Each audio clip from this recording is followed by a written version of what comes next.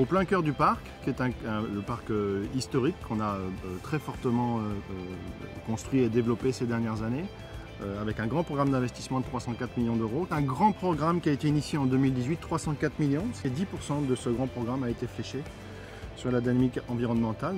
Et donc on sera zéro net carbone dès fin 25 à la faveur de 3 investissements très lourds. Une thermo-frigo-pompe d'abord, une grosse pompe à chaleur, c'est de la géothermie, on va chercher des calories 300 mètres sous-sol, c'est assez innovant.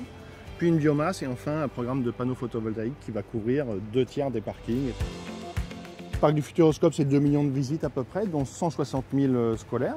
Il est vrai de dire que le parc du Futuroscope, depuis 10 ans, a été un peu plus fortement sur le ludique, avec des incursions sur la sensation, parce que c'est les visiteurs qui nous le demandaient. On n'oublie absolument pas les chromosomes historiques du parc du Futuroscope. La notion de pédagogie, elle est toujours là. On peut tout simplement arriver à regarder quelles sont les thématiques que le parc du Futuroscope peut prendre.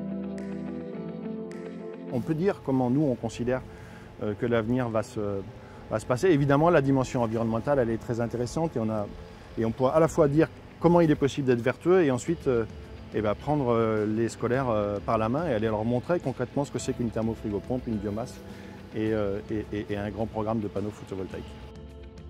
Alors le choix de mettre en place une politique environnementale sur le parc ne relève pas d'une obligation pour le parc.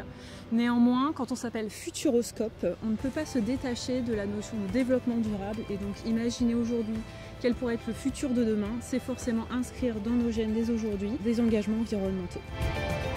On va être le premier parc à être zéro net carbone fin 2025.